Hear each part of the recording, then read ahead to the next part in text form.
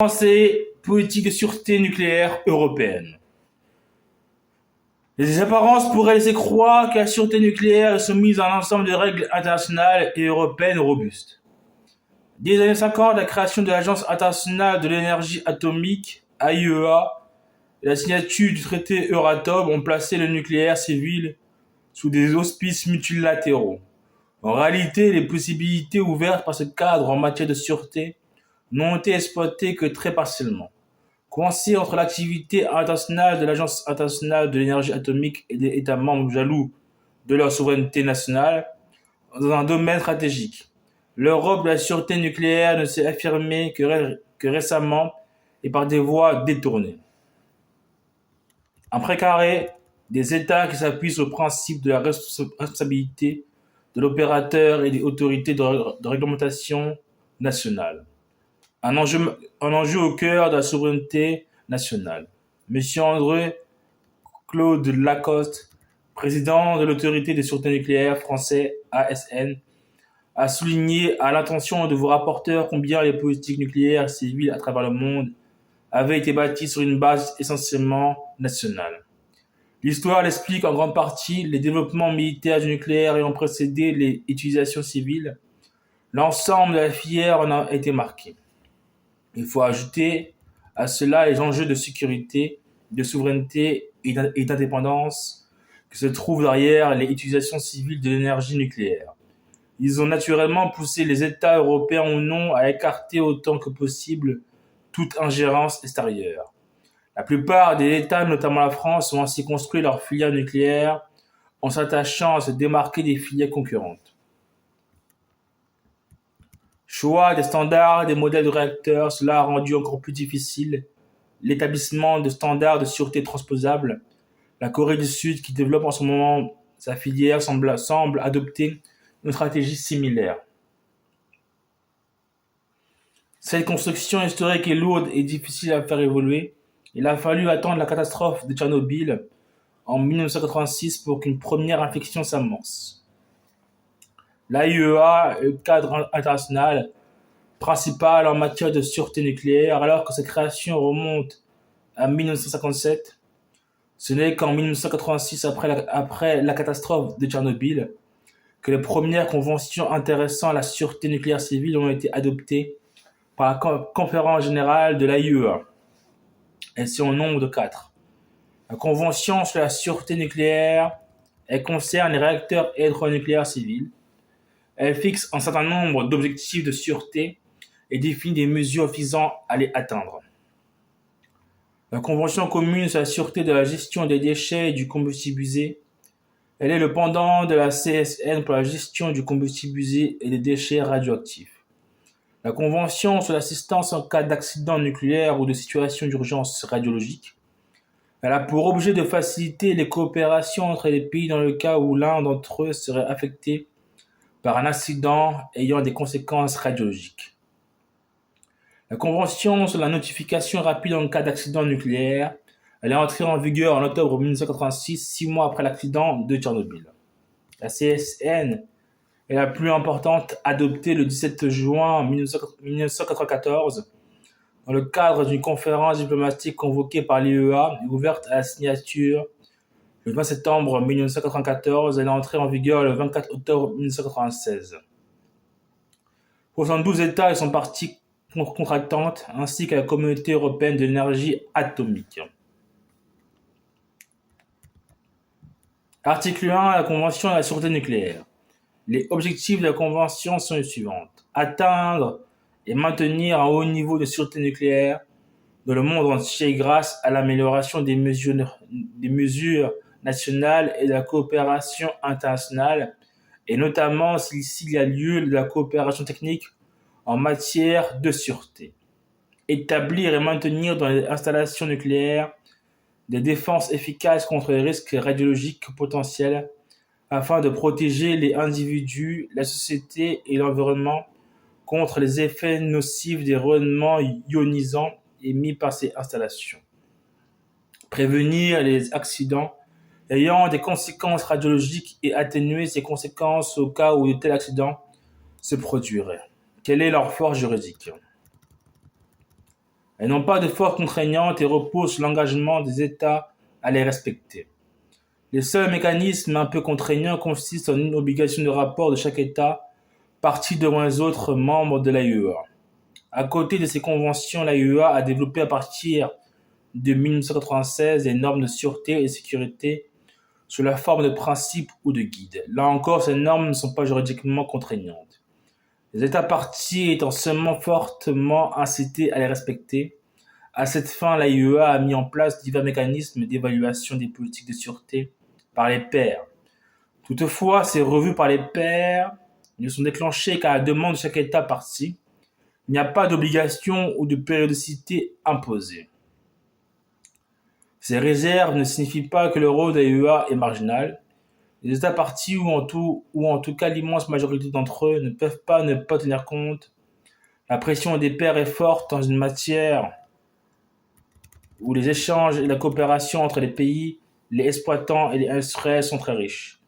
Mais le cadre est lâche, d'autant plus que les grands principes de la CSN en matière de sûreté laissent aux États membres et aux opérateurs la responsabilité première des installations. Ce principe est fondamental puisqu'il constitue la première garantie que les responsables de terrain mettent en œuvre tout ce qui est possible pour assurer le plus haut niveau de sûreté. Il est à la source d'une culture de la sûreté diffusée à tous les échelons. Ces principes excluent aussi catégoriquement qu'une autorité autre que nationale puisse décider de la création, de la suspension ou de l'arrêt d'un réacteur. L'état d'esprit des États peut se résumer ainsi: oui à des objectifs de sûreté ou des lignes directrices, oui à plus de coopération et d'échange, non à des normes contraignantes ou à des contrôles extérieurs imposés. Les États-Unis ont d'ailleurs déclaré récemment qu'ils s'opposeraient à des normes contraignantes de l'AIEA. Le traité d'Euratom. Le traité d'Euratom de 1957 aurait pu être la base d'une politique européenne de sûreté nucléaire ambitieuse. Les termes de ce traité témoignent de l'ampleur de vue de ses rédacteurs. Même si la sûreté nucléaire n'apparaît pas en tant que telle, un chapitre entier est consacré à la protection sanitaire, article 2 du traité CEA. Pour l'accomplissement de sa mission, la communauté doit, dans les conditions prévues au présent traité, a. Développer la recherche et assurer la diffusion des connaissances techniques. B. Établir des normes de sécurité uniformes pour la protection sanitaire de la population et des travailleurs et veiller à leur application. C. Faciliter les investissements et assurer, notamment en encourageant les initiatives des entreprises, la réalisation des installations fondamentales nécessaires au développement de l'énergie nucléaire dans la communauté. Veiller à l'approvisionnement régulier et équitable de tous les utilisateurs de la communauté en minerais et combustibles nucléaires. Garantir par les contrôles appropriés que les matières nucléaires ne sont pas détournées à d'autres fins que celles auxquelles elles sont destinées. Exercer le droit de propriété qui lui est reconnu sur les matières fissiles spéciales. G. Assurer de larges débouchés et l'accès aux meilleurs moyens techniques par la création d'un marché commun des matériels et équipements spécialisés, par la libre circulation des capitaux pour les investissements nucléaires et par la liberté d'emploi des spécialistes à l'intérieur de la communauté. H. Instituer avec les autres pays et avec les organisations internationales toute liaison susceptible de promouvoir le progrès dans l'utilisation pacifique de l'énergie nucléaire. Pourtant, force est de constater qu'aucun encadrement communautaire de la sûreté ou de la gestion des déchets et du combustible usé ne verra le jour avant l'adoption de la directive 2009/71 Euratom du Conseil du 25 juin 2009 établissant un cadre communautaire pour la sûreté nucléaire des installations nucléaires, directive sûreté. Certes, il serait inexact d'affirmer que la sûreté fut totalement ignorée pendant plus de 50 ans. La CEA s'est ainsi dotée d'un cadre robuste en matière de radioprotection. Ainsi, sous le fondement des articles 31 et 32 du traité, les premières normes de base relatives à la protection sanitaire contre les rayonnements ionisants, quelle que soit leur source, ont été établies dès 1959. Le principal texte en vigueur aujourd'hui est la directive du Conseil 96/89 Euratom du 13 mai 1996. Cette directive prévoit notamment que les États membres sont tenus de soumettre à un régime de déclaration et d'autorisation préalable certaines pratiques pressentant un risque dû au rayonnement ionisant ainsi que de veiller à la radioprotection de la population en situation normale. D'autres textes existent. La Commission européenne a évoqué le 24 février 2010 un projet de directive qui regrouperait tous ces textes dans un seul document. En outre, à la suite de l'accident de Tchernobyl et dans la perspective de l'adhésion à l'Union des pays d'Europe centrale et orientale, l'Union a déployé une politique ferme de modernisation et de fermeture des centrales de ces pays, la sûreté nucléaire devenant un critère d'adhésion. La jurisprudence de la Cour de justice. Pour autant, la sûreté des installations nucléaires n'a jamais fait l'objet, jusqu'en 2009, d'une initiative législative de la Commission. En effet, les États membres considéraient que la sûreté ne relevait pas du champ du traité, seule la protection sanitaire et donc la radioprotection étant mentionnée. Ce verrou a néanmoins sauté à la suite d'un arrêt de la Cour de justice des communautés européennes du 10 décembre 2002. La Cour y considère qu'il ne convient pas d'opérer pour délimiter les compétences de la communauté une distinction artificielle entre la protection sanitaire de la population et la sûreté des sources de radiation ionisante. Immédiatement, la Commission européenne s'engouffra dans cette brèche pour proposer un paquet nucléaire et traiter à la fois de la gestion des déchets du démantèlement de centrales et de la sûreté et reconnaissait à la Commission européenne un rôle important. Trop ambitieux, il heurta des États qui avaient jusque-là bloqué toutes les initiatives analogues. Ce fut un échec. Le paquet fut retiré en 2004, tout devait être remis à plat. Une approche européenne par le bas, l'intense et efficace coopération des autorités nationales. Faut-il déduire de ce tableau que la sûreté nucléaire fonctionne en vase clos au sein de chaque État? Cette conclusion serait inexacte.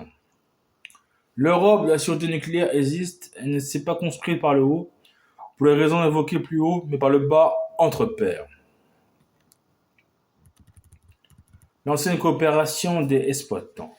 Les opérateurs ont ouvert le chemin. Dès 1989, les exploitants d'installations nucléaires à travers le monde se sont réunis au sein de World Association of Nuclear Operators, WANO.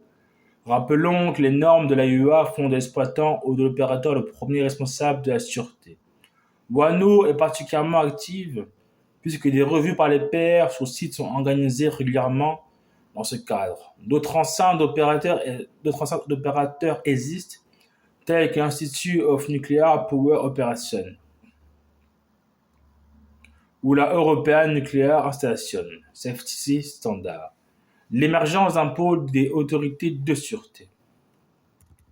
À mesure que des autorités de sûreté nucléaire ont été créées dans certains États, celles-ci ont créé des enceintes informelles d'échange. En 1999, les autorités de sûreté d'Europe de l'Ouest ont créé l'Association Western European Nuclear Regulator. Ces premiers travaux ont porté sur l'évaluation de la sûreté des réacteurs et l'organisation du contrôle de la sûreté dans les pays candidats à l'Union européenne.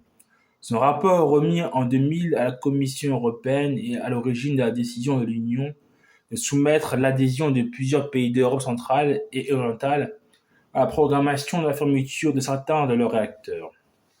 Le second grand chantier de WENRA a été d'élaborer en commun des niveaux de référence sur la sûreté nucléaire. Un peu plus de 300 niveaux de référence ou références level ont été adoptés en 2007. Toutes les autorités de sûreté se sont engagées à les transposer avant fin 2010. Un rapport de transposition a d'ailleurs été examiné en 2010. Le bilan est globalement très positif. WENRA, qui comportait 10 membres à l'origine dans la Suisse, s'est ensuite élargi aux autorités de sûreté des nouveaux États membres. Elle compte aujourd'hui 17 membres et 8 observateurs, parmi lesquels les autorités de sûreté autrichiennes, russes et ukrainiennes. Ce succès entre acteurs de terrain a créé les conditions du retour des États membres de l'Union européenne autour de la table de négociation après l'échec du paquet nucléaire en 2004. À la suite des conclusions du Conseil européen des 8 et 9 mars 2007, le Conseil a adopté la décision numéro 2007-530 Euratom du 17 juillet 2007 créant le groupe européen de haut niveau sur la sûreté nucléaire et la gestion des déchets.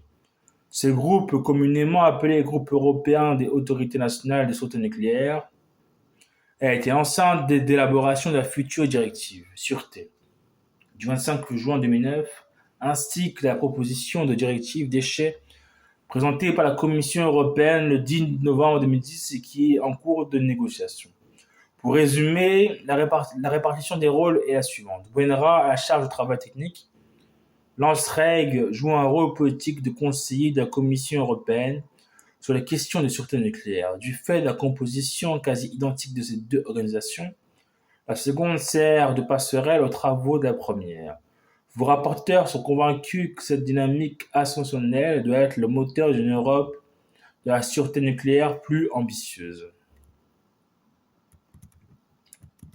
L'Union européenne est la région du monde où l'énergie nucléaire civile est la plus développée. 143 centrales sont en exploitation dans 14 États membres.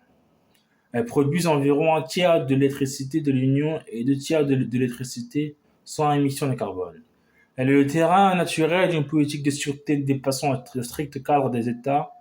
En outre, son poids peut en faire un modèle pour d'autres régions du monde. Cette politique s'inscrirait dans le mouvement actuel en faveur d'une politique énergétique européenne plus cohérente et coordonnée, mais respectueuse de la liberté de chaque État de déterminer son bouquet énergétique. La sûreté nucléaire concerne tous les États membres qui possèdent ou non des installations nucléaires sur leur territoire. Le plus haut niveau de sûreté doit être recherché en demeurant conscient que le risque zéro n'existe pas. Grâce au travail préparatoire de WENRA et de l'ANSREG, la proposition de directive établissant un cadre communautaire pour la sûreté nucléaire des installations nucléaires a pu être rapidement adoptée le 25 juin 2009 sous l'impulsion de la présidence française de l'Union européenne au second semestre 2008.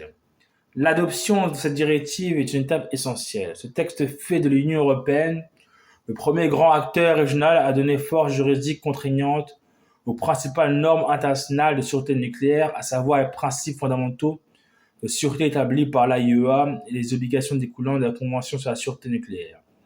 La Cour de justice de l'Union est la garante de son respect. La directive affirme ainsi que la responsabilité nationale des États membres est le principe fondamental sur la base duquel ont été développées les règles internationales en matière de sûreté. Ce principe doit être conforté de même que celui selon lequel la responsabilité première de la sûreté d'une installation nucléaire incombe à son exploitant sous le contrôle de son autorité de réglementation nationale compétente. Chaque État doit instituer une autorité de sûreté indépendante. Fortement inspirée par une législation française précurseur, notamment la loi numéro 2006-686 du 13 juin 2006, relative à la transparence et à la sécurité en matière nucléaire, loi dite TSN, elle impose aux États membres de se doter d'un cadre national législatif, réglementaire et organisationnel pour la sûreté nucléaire. Surtout, elle affirme le principe d'amélioration continue de la sûreté. De nombreux observateurs ont qualifié cette directive de texte à minima. Certes, elle se limite pour l'essentiel à reprendre des principes de la Convention sur la sûreté nucléaire, mais deux différences importantes doivent être soulignées. D'une part, elle a force contraignante comme cela a été dit précédemment.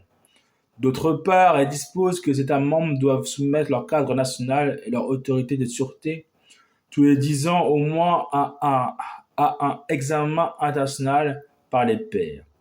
Cette obligation, qui peut paraître mineure à première vue, est inédite. Les revues par les pairs organisées par l'UEA ne sont déclenchées qu'à la demande des États concernés. Présentée le 10 novembre 2010, cette proposition de directive vient dans le prolongement de la directive sûreté, détachée de cette dernière pour ne pas reproduire le précédent du paquet nucléaire de 2003. Elle a suivi un processus d'élaboration similaire. Elle complète la directive sûreté ne s'applique qu'aux installations d'entreposage des combustibles usés et à une partie des installations d'entreposage des déchets radioactifs.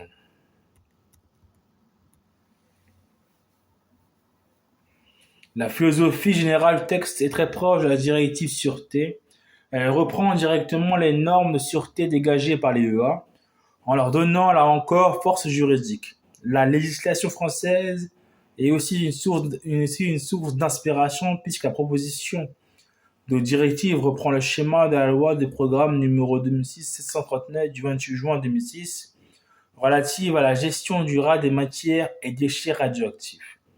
Les États membres doivent mettre en place un cadre national, norme autorité indépendante et élaborer un programme national de gestion des combustibles usés et des déchets décrivant la politique nationale et les filières de gestion. À l'image du plan national de gestion des matières et déchets radioactifs prévu par la loi du 28 juin 2006, enfin toujours comme la directive sûreté, ce texte prévoit une revue par les pairs tous les 10 ans. En revanche, il va un cran plus loin en donnant à la Commission européenne le pouvoir de demander des éclaircissements supplémentaires sur les programmes nationaux que les États membres lui transmettent. Elle peut aller jusqu'à demander une révision. Les États membres ne sont pas contraints de réviser leur programme, mais ils doivent informer la Commission des suites données. Les récents travaux de WENRA. Après l'adoption des niveaux de sûreté de référence en 2007, l'association WENRA a poursuivi ses travaux. Elle a adopté en particulier, en novembre 2010, des objectifs de sûreté pour les nouveaux réacteurs. Ceux-ci devront obligatoirement être de troisième génération en raison du saut qualitatif de cette technologie. Comme l'a souligné Claude Catignol, député à vos rapporteurs, la meilleure garantie à la sûreté passive, c'est-à-dire la conception de la centrale. Ce choix structurant de WENRA pour les futurs réacteurs démarque très clairement le continent européen du reste du monde. Il est d'autant plus audacieux qu'il a été fait avant l'accident de Fukushima. À côté des travaux de WENRA, se développent de nombreuses collaborations ponctuelles entre quelques autorités nationales de sûreté. Ainsi, les autorités de sûreté britanniques, françaises et finlandaises mettent-elles en commun leur expertise sur l'EPR, même si leurs conclusions divergent parfois. Toute cette avancée agrégée autorise à parler désormais d'un pôle européen de la sûreté nucléaire et de la radioprotection. Il est encore trop tôt pour tirer des leçons définitives de cette catastrophe. Techniquement et scientifiquement, il faudra certainement plusieurs années avant que toutes les données soient rassemblées. Cela ne signifie pas qu'il faille attendre aussi longtemps pour prendre des mesures. La mise en place de tests de résistance est la réponse européenne la plus immédiate. À plus long terme, il est aussi délicat d'évaluer les effets sur la filière nucléaire. Cet aspect n'est pas l'objet du présent rapport, mais on peut penser sans trop se tromper que du point de vue de la sûreté, il sera très difficile pour un État de se doter de nouveaux réacteurs nucléaires qui ne seraient pas de la troisième génération. L'Afrique du Sud, qui hésitait encore sur la génération, a adopté à trancher il y a quelques semaines en faveur de la troisième génération. Une nouvelle orientation du Conseil européen. Quelques semaines avant l'accident de la centrale de Fukushima, les conclusions du Conseil européen du 4 février 2011, consacrées en majeure partie à la politique énergétique, faisaient une simple mention de la nécessité pour l'Union de promouvoir les plus hauts standards de sûreté nucléaire. Ce terme était très en retrait par rapport au souhait du gouvernement français, celui-ci à la suite de l'adoption par WENRA en novembre 2010 d'objectifs de sûreté pour le nouveau réacteur aurait aimé que les conclusions du Conseil européen fassent référence aux travaux de cette enceinte. Il n'en fut rien. Tant la question du nucléaire cristallise des positions divergentes au sein de l'Union. Pour les adversaires de l'énergie nucléaire, promouvoir la sûreté revient déjà à accepter cette source d'énergie. Il faut attendre l'accident de Fukushima pour que les chefs de gouvernement se saisissent pleinement de ce sujet. Extrait des conclusions du Conseil européen des 24 et 25 mars 2011. Dans ce contexte, le Conseil européen souligne qu'il est nécessaire de tirer tous les enseignements de ces événements et de fournir au public toutes les informations nécessaires. Rappelant que la ventilation des différentes formes d'énergie relève de la compétence des États membres, il demande que des mesures soient prises en priorité dans les domaines suivants. Il convient de vérifier la sûreté de toutes les installations nucléaires de l'UE sur la base d'une évaluation globale et transparente des risques et de la sûreté. Test de résistance. Le groupe des régulateurs européens dans le domaine de la sûreté nucléaire, ONSREG, et la Commission sont invités à définir le plus rapidement possible l'étendue et les modalités de ce texte dans un cadre coordonné à la lumière des enseignements tirés de l'accident qui s'est produit au Japon et avec la participation pleine et entière des États membres, en tirant pleinement parti de l'expertise disponible, notamment celle de l'Association des responsables des autorités de sûreté nucléaire des pays de l'Europe de l'Ouest. Les évaluations seront menées par des autorités nationales indépendantes et dans le cadre d'une évaluation par les pairs. Leur résultat et toute mesure nécessaire qui sera prise par la suite devrait être communiquée à la Commission et aux membres de l'ONSREG et rendue publique. Le Conseil européen évaluera les premières conclusions à la fin de 2011 en se fondant sur un rapport présenté par la Commission. La sûreté des centrales nucléaires est une priorité qui dépasse à l'évidence le cadre de nos frontières. L'UE demandera que des tests de résistance similaires soient effectués dans les pays voisins ainsi que dans le monde entier. En ce qui concerne à la fois les centrales existantes et en projet, il convient à cet égard de mettre pleinement à contribution les organisations internationales compétentes. Les normes les plus élevées en matière de sûreté nucléaire devraient être appliquées et améliorées en permanence au sein de l'Union européenne et il conviendrait au niveau international d'encourager l'adoption de telles normes.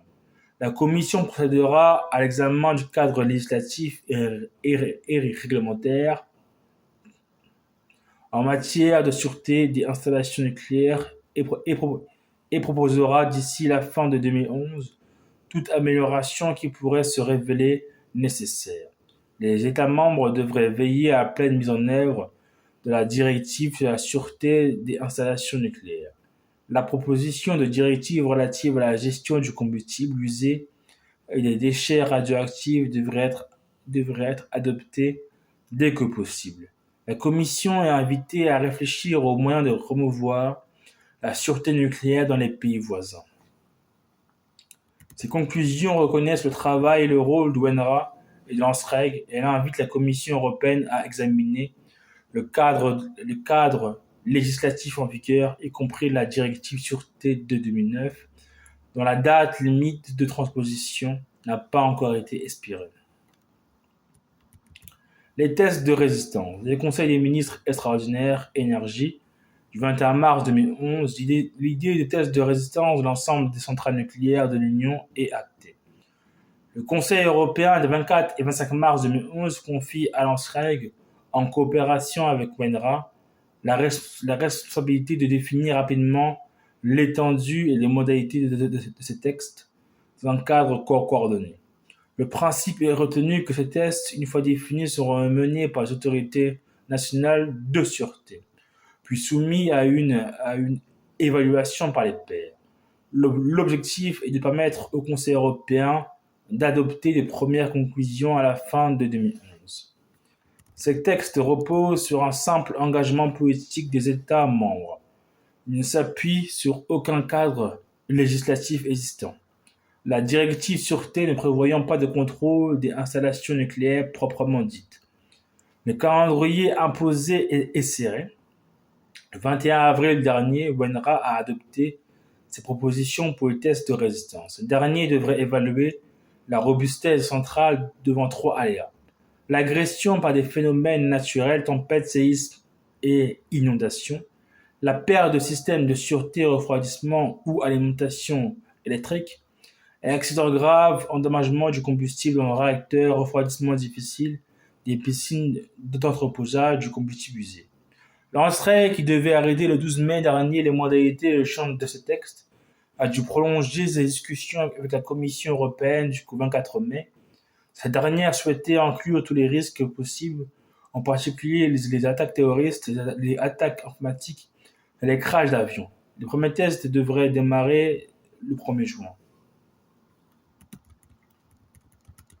Ce panorama de la politique européenne en matière de sûreté nucléaire invite simultanément à la prudence et à l'optimisme. Prudence compte tenu des obstacles qu'il a fallu surmonter pour parvenir à un commencement de législation européenne en matière de sûreté. Prudence encore pour ne pas calquer des solutions toutes faites sur un domaine très particulier.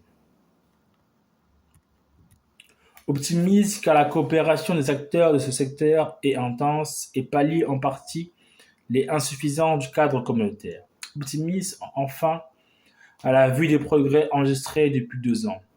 Ce sentiment balancé conduit à regarder en face les obstacles à une intégration européenne plus poussée, notamment la création d'une agence européenne de la sûreté. Il y a les réticences traditionnelles face à l'abandon d'une parcelle de souveraineté et d'indépendance. La sécurité énergétique ne peut pas échapper aux États, mais plus profondément, il faut s'interroger sur la plus-value réelle d'une telle intégration. Claude Biraud, président de l'Office parlementaire d'évaluation des choix scientifiques et technologiques, s'est exprimé très clairement contre la centralisation du contrôle de sûreté au niveau d'une agence communautaire en dépossédant les autorités nationales de leurs responsabilités. Une telle évolution aurait l'inconvénient d'affaiblir le contrôle de sûreté de 2 manières.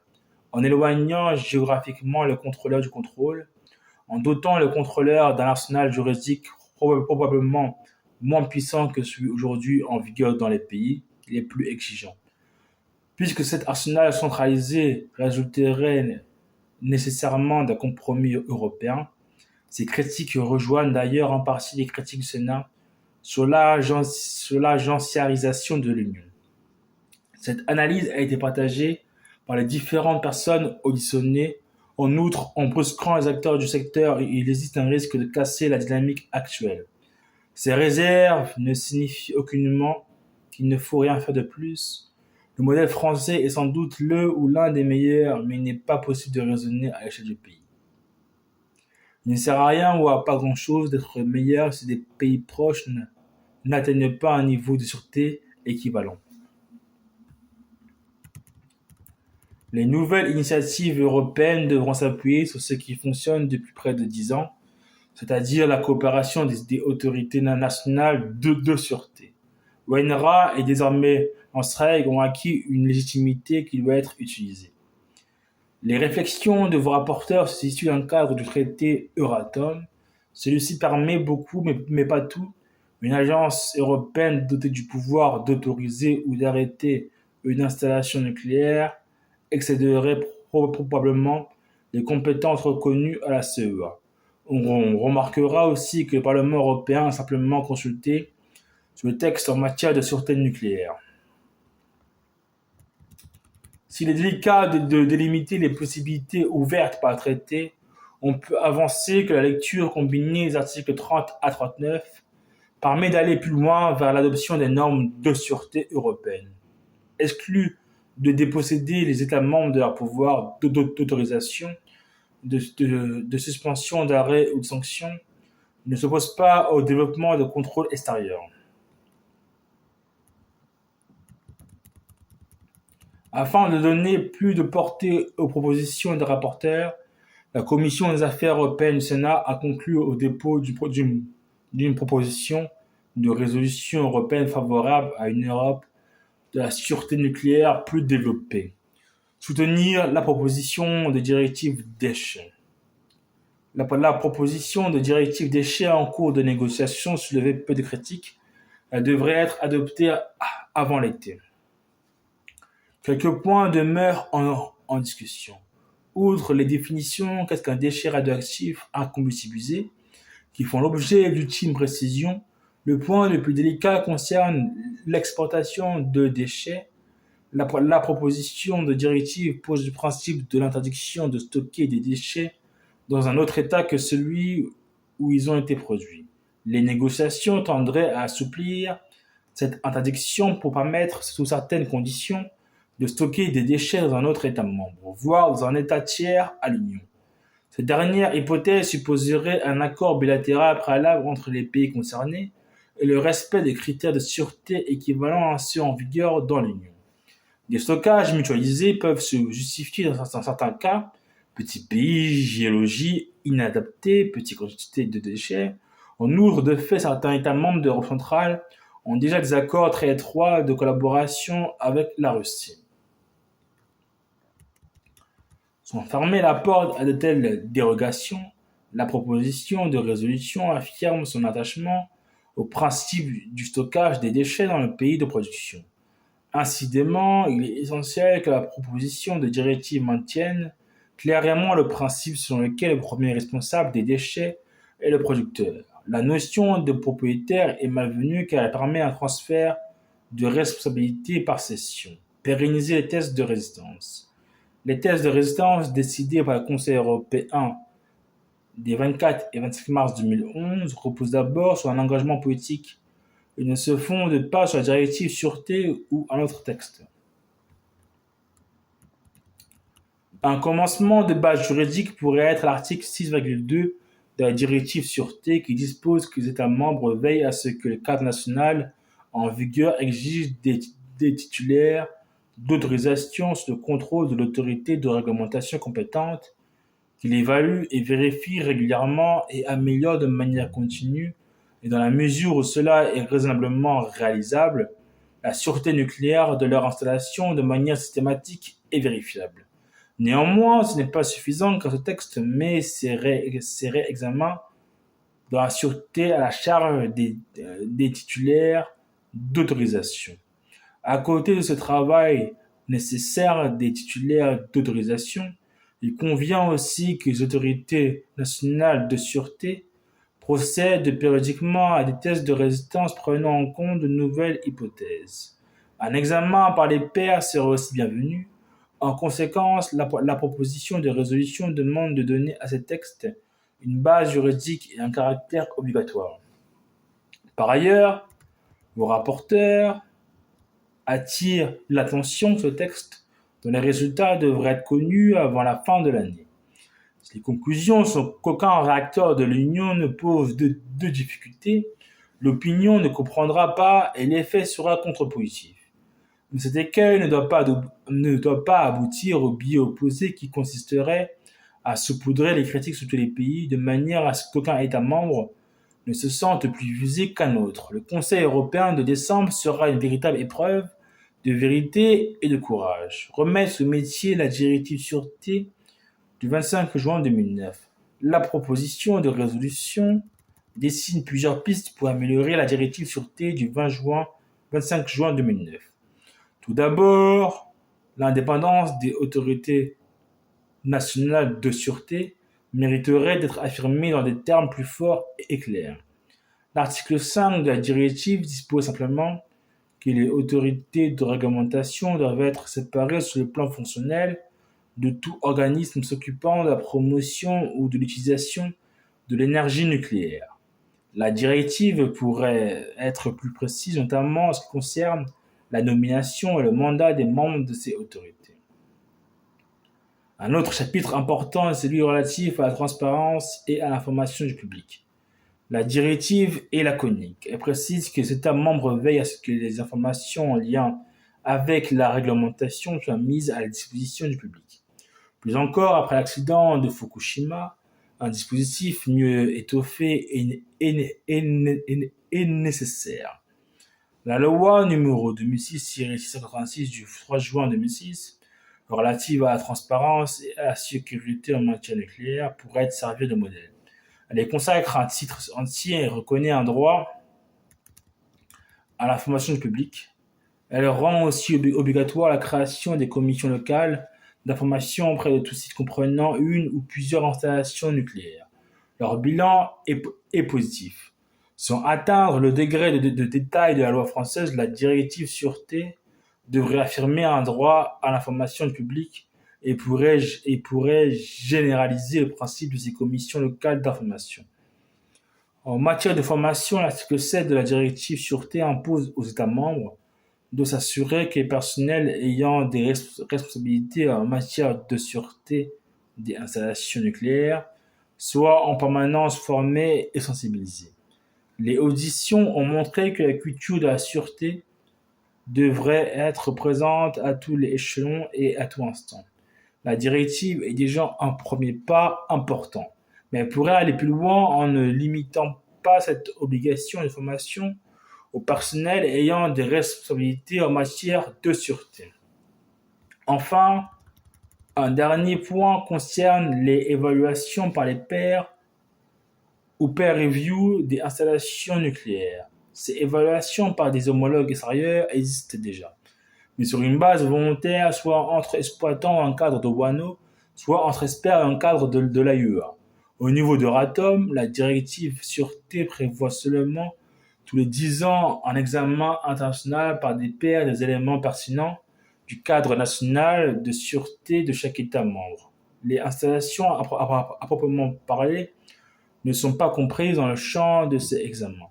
Les tests de résistance qui devraient bientôt démarrer à la suite de la décision du Conseil européen du 24-25 mars 2011 ne sont pas des examens par les pairs. Ce sont les autorités nationales de sûreté qui les réaliseront, les résultats étant ensuite soumis à l'appréciation des pairs. En outre, ces tests ont un objet limité. Vos rapporteurs estiment que la directive sûreté devrait franchir un cap en posant le principe d'une évaluation par les pairs des installations nucléaires tous les 10 ans. L'ONSREG pourrait être chargé d'organiser et de coordonner ces inspections croisées.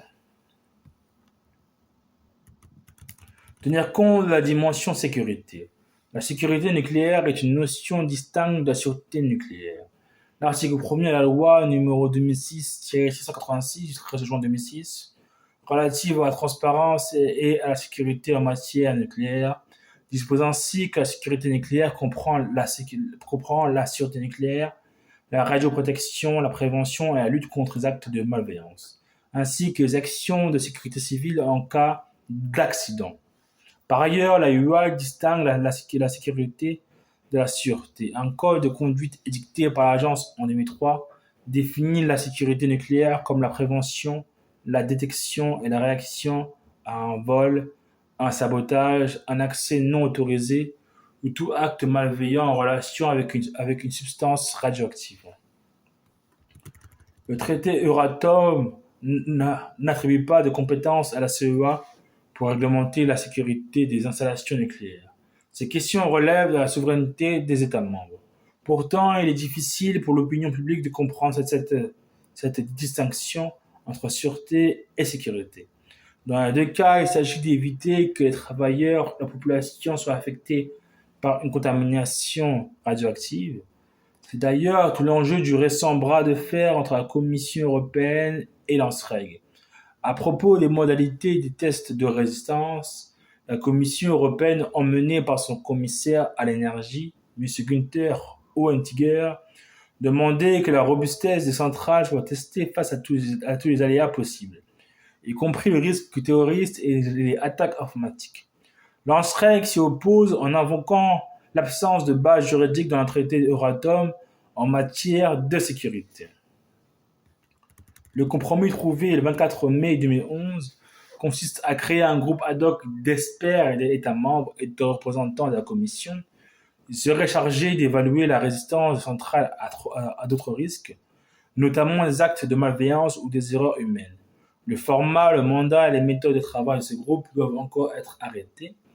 Les autorités de sûreté et l'ANSREG ne s'occuperaient que de la sûreté proprement dite.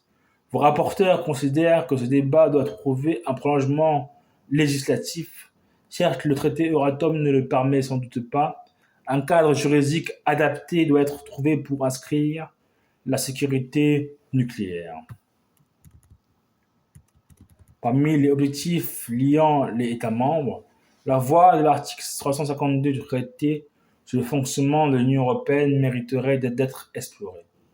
Faire de l'ANSREG le pivot de l'Europe de la sûreté nucléaire. L'idée d'une agence européenne de la sûreté nucléaire a été écartée pour des raisons sus évoquées. Pourtant, sans contester le principe de la responsabilité première des États et des opérateurs en matière de sûreté, un regard extérieur paraît nécessaire. Ce regard, qui doit être celui d'un professionnel dans un domaine technique, pourrait être celui de l'ANSREG. Cette instance, appuyée sur les travaux de WNRA et rattachée à la Commission européenne, s'est forgée une vraie légitimité en quelques années. Constituée de fait des chefs des autorités nationales de sûreté des 27 États membres et de la Commission européenne, l'ANSREG a trois atouts: la légitimité, la proximité et la technicité. Il ne devrait pas se transformer en une administration, mais jouer un rôle de coordonnateur et de moteur en s'appuyant sur les compétences des autorités nationales de sûreté. Plusieurs compétences pourraient lui être confiées, soit directement, soit sur un mandat de la Commission européenne. La première serait d'émettre un avis sur la réglementation et l'organisation de la sûreté dans chaque État membre. La proposition de directive déchets attribue à la Commission européenne la responsabilité d'émettre un avis sur les futurs programmes nationaux de gestion du combustible usé et des déchets radioactifs. L'ANSREG pourrait le faire tout aussi bien. La deuxième serait de poursuivre le travail accompli à l'occasion de la directive sûreté et de la proposition de directive déchets. WNRA et l'ANSREG ont élaboré ces textes avant que la Commission européenne ne les porte politiquement. Ce processus ne doit pas s'interrompre. L'ANSREG pourrait s'atteler à traduire dans la réglementation européenne les niveaux de référence de sûreté établis par WNRA et Safety Reference Level. De la même manière, les objectifs de sûreté de nouveaux réacteurs arrêtés par WNRA en novembre 2010 mériteraient d'être promus au plan communautaire. La troisième ferait de l'ANSREG un lieu de concertation afin d'aboutir, dans le respect des compétences des États, à des certifications identiques des composants des centrales, voire du design des réacteurs. Cette suggestion de vos rapporteurs est une réponse à une demande des industriels, notamment Areva, qui se plaignent des surcoûts résultant de l'obligation d'obtenir la certification de leur réacteur dans chaque État membre, alors même que la technologie est la même. Les avantages d'une certification commune seraient multiples. Pour l'industriel, des coûts moindres, un gain de temps et un meilleur retour d'expérience. Pour la population, la garantie d'un niveau de sûreté équivalent dans tous les pays. Pour les opérateurs, un partage d'expérience plus aisé. Pour les autorités de sûreté, une mise en commun des connaissances et de l'expertise. Toutes les autorités de sûreté n'ont pas forcément les moyens de l'ASN française. Vos rapporteurs ont entendu les remarques soulignant que chaque installation est différente. Par exemple, pour prendre en compte les spécificités du site. Les autorisations de construction de centrales ne sont pas reproductibles. Pour autant, l'essentiel des caractéristiques d'un réacteur EPR, pour prendre cet exemple, sont identiques quels que soient les pays de l'Union dans lesquels il est construit. Une sorte de première certification de base serait alors concevable. L'autorisation finale s'attacherait seulement à adapter le modèle de base aux particularités du site. Quelle solution envisager? La reconnaissance mutuelle des décisions d'une autorité de sûreté par les autres ne serait pas acceptable aujourd'hui. Cela reviendrait à les dessaisir d'une partie de leur pouvoir d'autorisation. Une autre solution consisterait à élever au niveau de l'ANSREG un groupe de travail chargé d'élaborer une position commune sur les composants soumis à certification. Cela reviendrait à élargir au niveau des 27 ce qui se fait déjà à une petite échelle et ponctuellement entre quelques autorités de sûreté. Ces travaux n'auraient pas force contraignante, les États membres demeurant seuls responsables pour autoriser ou non un type de centrale sur leur territoire. Mais cette expertise commune permettrait d'aboutir le fait à des certifications identiques dans les pays de l'Union. La quatrième, déjà évoquée, concerne l'organisation d'examens par les pairs. L'ANSREG pourrait coordonner la réalisation des inspections croisées. Enfin, la dernière serait relative à la gestion de crise. L'échelon européen légitime dans ce type de situation souffre d'une importante carence. Une harmonisation des mesures en situation d'urgence serait envisageable. L'ANSREG pourrait avoir un rôle de coordination des moyens et de l'expertise afin de ne pas laisser un opérateur ou un État seul face à l'accident. La création d'une force européenne de sécurité civile pour faire face à des accidents nucléaires mériterait aussi d'être expertisée.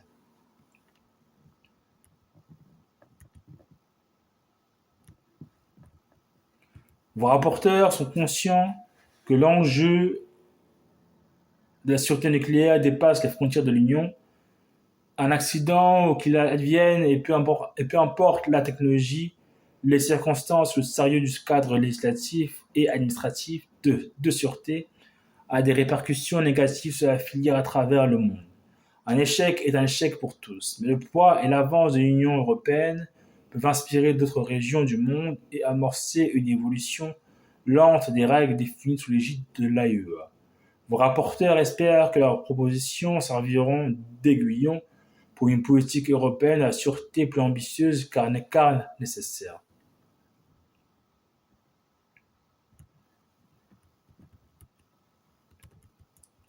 L'accident de Fukushima a surpris tout le monde, car si l'on imaginait un accident consécutif à un séisme, l'hypothèse d'une submersion n'était pas dans les têtes. Cela montre que la sûreté doit garantir en toutes circonstances le refroidissement des combustibles et le confinement. Je ne suis pas sûr que nos centrales soient armées convenablement. Ma deuxième observation est que le nucléaire ne connaît pas de frontières. Un nuage radioactif ne s'arrête pas au port de l'Europe. L'échelon le plus pertinent est l'échelon mondial. Malheureusement, un cadre international véritablement contraignant semble hors de portée. Une action européenne est un premier pas nécessaire mais pas suffisant. Malgré ces réserves, j'approuve entièrement la proposition de résolution européenne de nos rapporteurs. Elle va dans le bon sens. Elle pourrait même aller plus loin. Le passage suggérant de confier plus de responsabilités à l'ANSREG devrait être plus percutant. La rédaction pourrait être la suivante. Il conviendrait dans un premier temps de renforcer substantiellement le rôle de l'ANSREG. Dans le même esprit, il serait préférable d'écrire que la création d'une agence européenne n'est pas envisageable dans les médias plutôt que d'écrire qu'elle n'est pas souhaitable. Tout à fait d'accord, nous retenons vos deux suggestions. La proposition de résolution est ainsi modifiée. Je soutiens globalement la proposition de résolution européenne. Elle est nécessaire et elle pourrait être améliorée sur quelques aspects. L'examen par la Commission de l'économie, du développement durable et de l'aménagement du territoire permettra d'en débattre. Il y a quelques années, la mission commune d'information du Sénat sur la sécurité d'approvisionnement électrique de la France, les moyens de la préserver avait abouti à des conclusions quasi consensuelles. L'une d'entre elles était que les États devaient garder la maîtrise de l'outil nucléaire. Je crois que l'un des enseignements du drame japonais sera que les centrales nucléaires ne peut pas être totalement abandonnées à une gestion privée. La proposition de résolution européenne pourrait en faire mention. Cette mission commune d'information avait aussi mis en évidence la tentation chez plusieurs États membres de faire de la France le poumon électrique de l'Europe, l'énergie nucléaire y étant mieux acceptée qu'ailleurs. Enfin, il était apparu qu'une politique énergétique intégrée était hors d'atteinte et qu'il valait mieux renforcer la coopération entre les acteurs étatiques et économiques du secteur. Je vois qu'il en va de même en matière de sûreté nucléaire.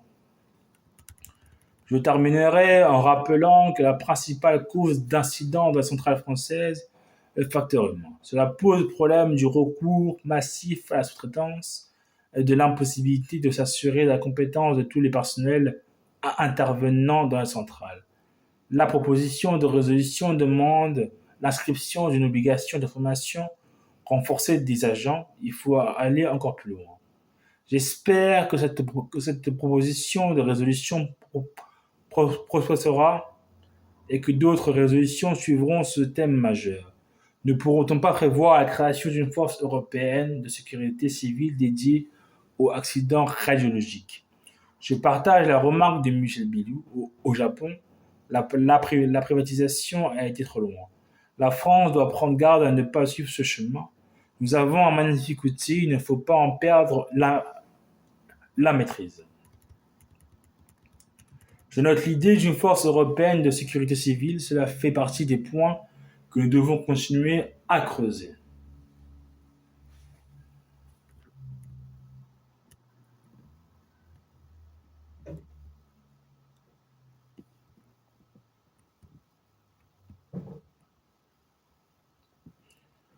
Proposition de résolution européenne numéro 560, 2010 à 2011.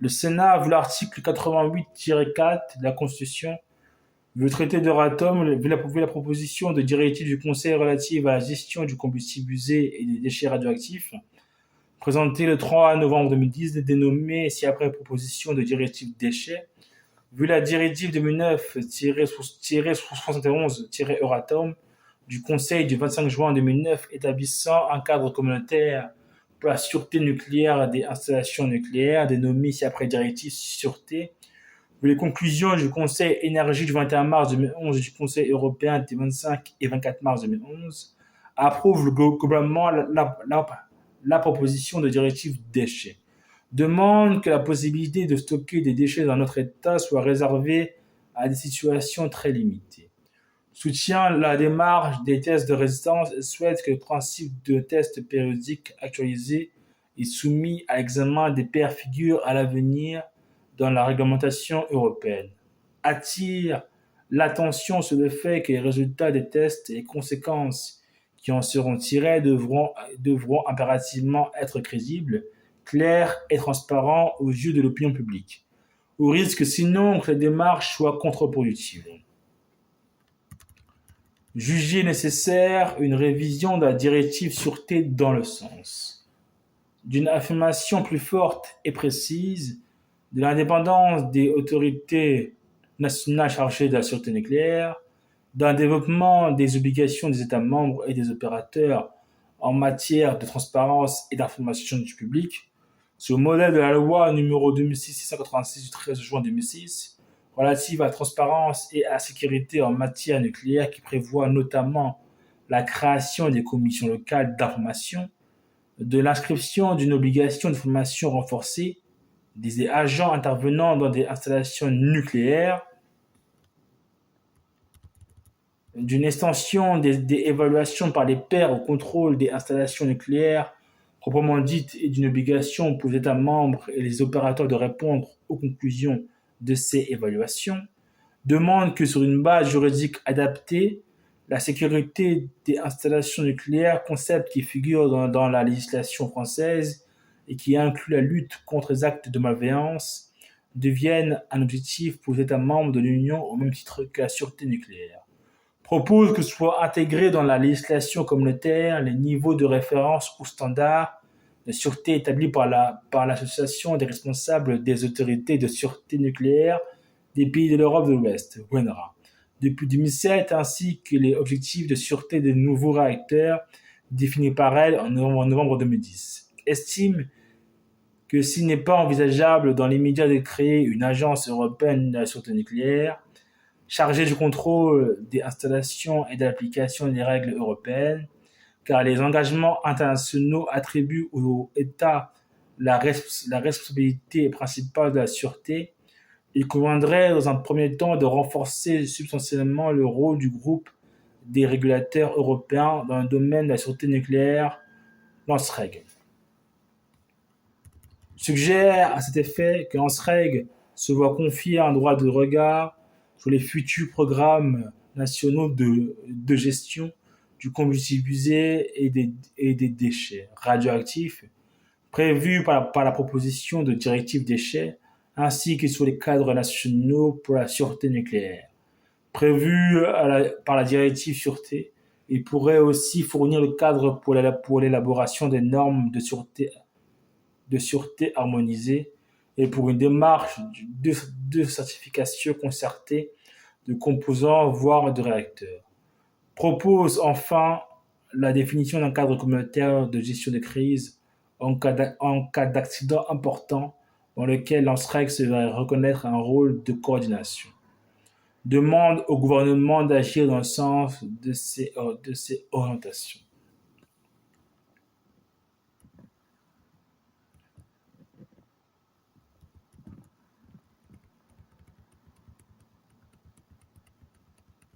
Sénat français, la politique européenne des sûretés nucléaires. Vive la France, vive la République française, et soyez nombreux à être membres d'un parti politique, France conquérante du peuple. Vive la France!